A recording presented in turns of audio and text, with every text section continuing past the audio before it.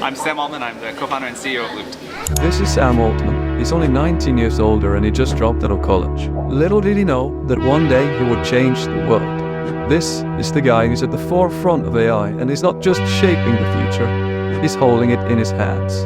I totally get why people are scared. I think people should be somewhat scared. Imagine a world where AI changes everything.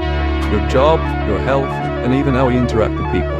Now realize that it's this guy who's pulling the levers behind the scenes. His choices will impact your life in ways you cannot even imagine yet. So who is Sam Altman?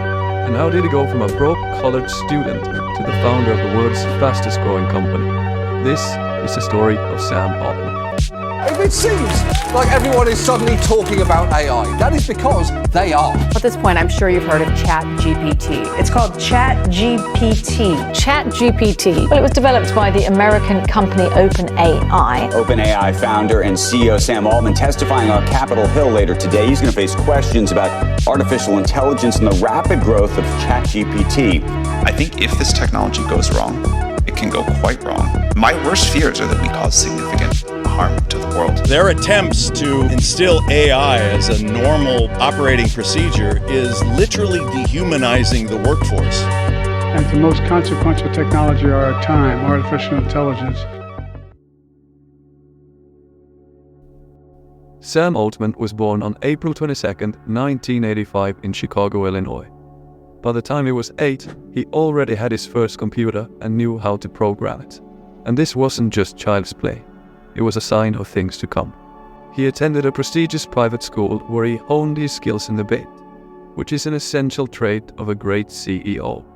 His first venture into the business world was building websites for local businesses and non-profits.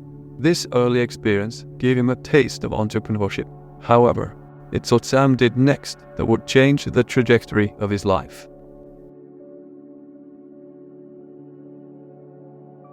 After graduating high school, Sam got in to study computer science at Stanford University, one of the best colleges in the world. And he wasn't the only prodigy at Stanford during that time. Two other future billionaires, Evan Spiegel, the creator of Snapchat, and Kevin Systrom, the founder of Instagram, both went there at the same time.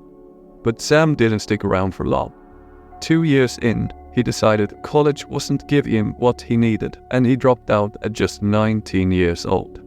This was a bold move, but for Sam, it was the right one. He had a vision and did not want to waste time. After leaving Stanford, Sam founded Loopt, a mobile app that connected users based on their location. This was during the early era of Facebook and Twitter.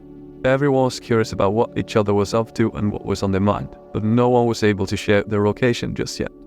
Loopt was based on this exact idea. It told your friends where you were. Although somewhat frowned upon for security reasons today, back then in the early 2000s it was a cool and novel idea. It caught the attention of Paul Graham, a Silicon Valley billionaire and the creator of Y Combinator. At this point, remember the name Y Combinator. It will be a major part of Sam Altman's life, which we'll cover in the next part of the video. Graham was eager to invest in Loopt, as he saw something special in both Sam and his startup, and even going as far as calling him the best founder in the Bay Area, putting him on the same level as the world's greatest leaders such as Larry Page and Steve Jobs. With the funding from Y Combinator, Loopt eventually reached a valuation of $175 million, but struggled to grow beyond that. In 2012, Sam made the decision to sell the company for $43 million. This was one of the biggest acquisitions of a social networking app at that point in time, and it gave him the capital to explore new opportunities. Sam could have taken it easy after selling Loopt, but he was hungry for more. He eventually joined Y Combinator, a seed-stage venture capital firm that has funded many successful startups like Reddit, Airbnb, Dropbox, Twitch, as well as Sam's own startup, Loopt. Sam Altman's incredible ability to spot promising startups was so good that Paul Graham made him the president of Y Combinator after just 3 years as a partner. He is going to be the boss. I'm not running the show anymore. It's Sam's show now. Under Sam's leadership, Y Combinator flourished. He completely shifted the company's investment strategy to solely focus on startups with promising and world-changing ideas. This approach attracted a lot of attention and massively increased Y Combinator's portfolio, pushing its valuation over $100 billion.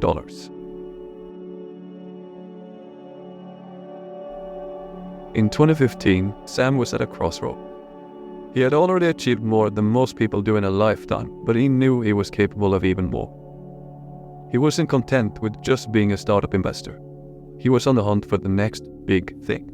And later that same year, he found it. What he saw wasn't just a trend or a fad. It was a shift in both technology and society. He saw the untapped potential of artificial intelligence, AI.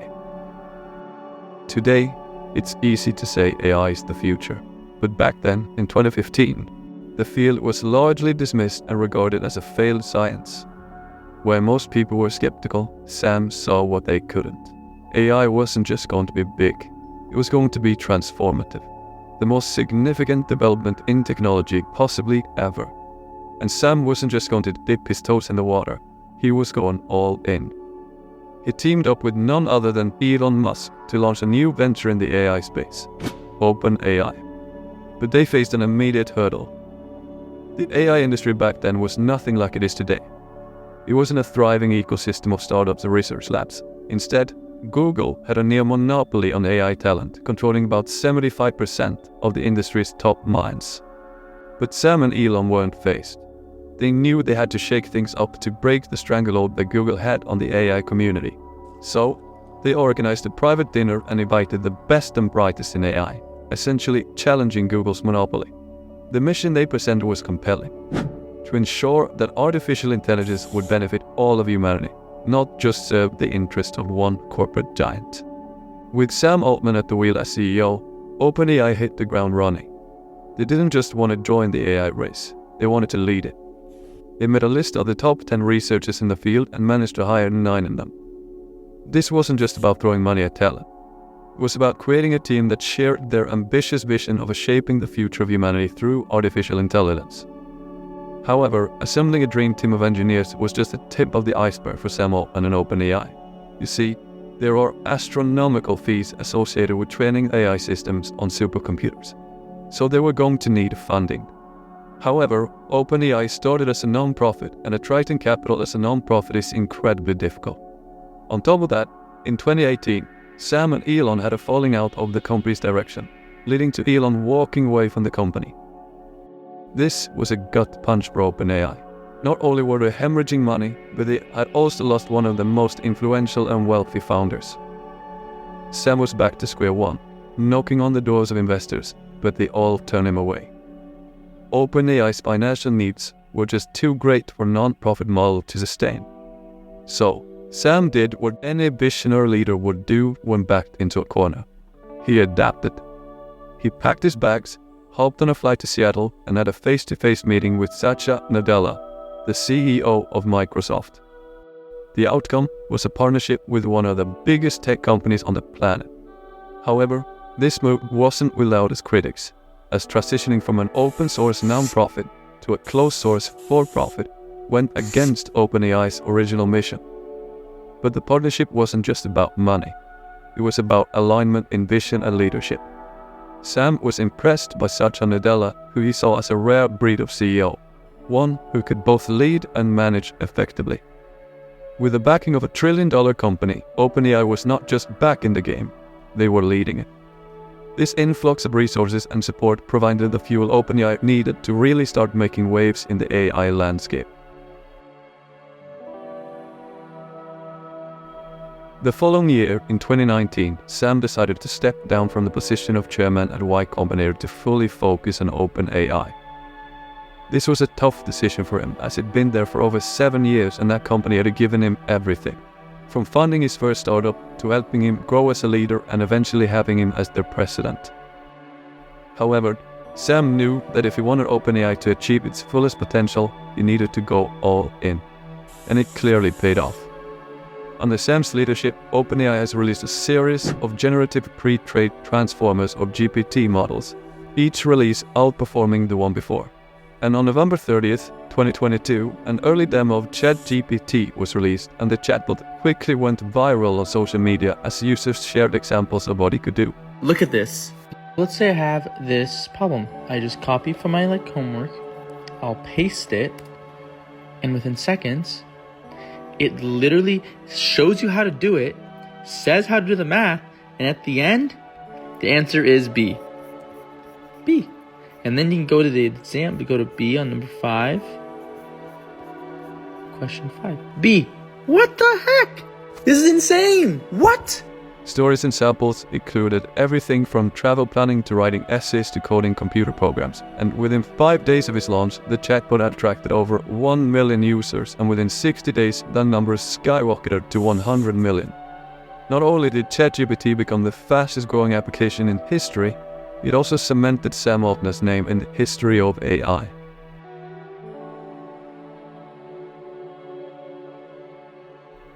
In some ways, the deal with Microsoft was a deal with the devil. It would cause a deviation from OpenAI's original ethos to open and free research. Because the research is no longer open and free. It's hidden away from the prying eyes of competitors. Microsoft also put pressure on the company to stay ahead of the competition and accelerate the development and release of AI product in a seismic shift that raised eyebrows and questions about OpenAI's evolving mission. This new trajectory sent shockwaves through the tech industry, causing particular unrest at Google. The search giant, which had always been secretive about its AI products, found itself on shaky ground. The early success of OpenAI's ChatGPT was a wake-up call, igniting a sense of panic and urgency within Google's corridors. They weren't just worried about the technology, they were worried about Sam Altman. His audacity, vision, and willingness to shake up the status quo made him Google's most feared adversary. This was a spark that ignited what was now famously known as the AI war, a high-stakes battle for supremacy in artificial intelligence. But let's not forget, AI technology is still in its infancy, so why would OpenAI publicly release an unfinished product? According to Sam, the democratization of AI, the act of making it accessible to as many people as possible, far outweighs the potential risks of one individual being in control. And this philosophy is catching on. OpenAI's success has set off a domino effect, with companies scrambling to develop their own AI tools. And it's not just the corporate world who's taking notice. The US government, perhaps a bit late to the party, held its first official meeting with AI leaders in May of 2023, signaling a growing realization of AI's transformative potential and risks. And I think my question is, what kind of an innovation is it going to be? Is it going to be like the printing press that diffused knowledge and power and learning widely across the landscape, that empowered ordinary everyday individuals, that led to greater flourishing, that led above all to greater liberty? Or is it going to be more like the atom bomb? Huge technological breakthrough, but the consequences, severe, terrible, continue to haunt us to this day. Before we released GPT-4, our latest model, we spent over 6 months conducting extensive evaluations, external red teaming, and dangerous capability testing. We are proud of the progress that we made. GPT-4 is more likely to respond helpfully and truthfully, and refuse harmful requests than any other widely deployed model of similar capability. However, we think that regulatory intervention by governments will be critical to mitigate the risks of increasingly powerful models. Jumping ahead a couple of months to November 17th, 2023. It was a Friday, and Sam Altman was in Las Vegas attending the Formula One festivities over the weekend. He was in his hotel room when he received a Google Meet link from his close friend and OpenAI chief engineer, Ilya Sutskever. Waiting for him inside the video call was the entire OpenAI board, and just 5 minutes later, Sam Altman was no longer the CEO of OpenAI. Fired from his own company, without any clear reasoning. Just some vague accusation of dishonesty, and then they hung up. OpenAI then put out a blog post saying he, quote, was not consistently candid in his communication with the board, end quote. They didn't elaborate any further. The news stunned everyone in the tech community, and what followed was nothing short of pure chaos. Replacement CEOs were being appointed almost every single day, and about 3 days later, Microsoft announced that they had hired Sam to lead a new advanced AI research team. This sparked an uproar among OpenAI employees, and on Monday the 20th, 738 out of OpenAI's 770 employees signed an open letter threatening to quit and follow Sam to Microsoft unless the OpenAI board members who fired the chief executive reinstate him and resign. The following day, OpenAI announced Sam Altman's return as CEO of the company, and the board members who had instigated the hostile takeover were removed. The fact that over 95% of the employees had Sam's back to the point where they were prepared to quit unless he was reinstated as CEO is very much a testament to the incredible power that he wields.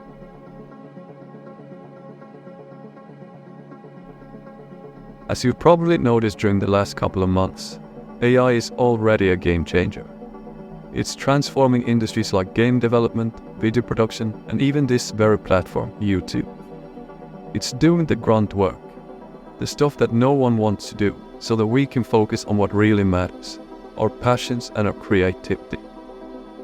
But with great power comes great responsibility. As the legendary science fiction writer Isaac Asimov once said, "The saddest aspect of life right now is that science gathers knowledge faster than society gathers wisdom."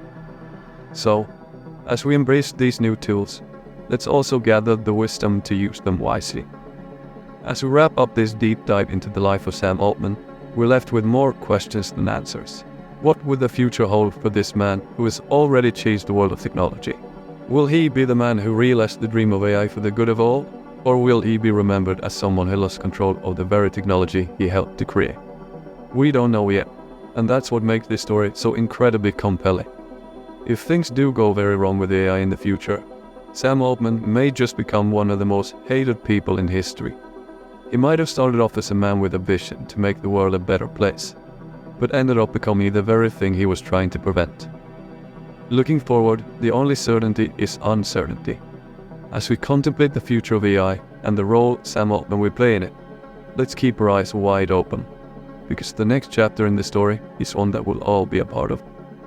If you made it this far in the video, go watch the video you see on the screen to learn about Sam Altman and OpenAI's next big release, GPT-5, that undoubtedly will change the world forever. And if you want to stay ahead in the rapidly evolving world of AI, make sure you subscribe to the channel. Thanks for watching.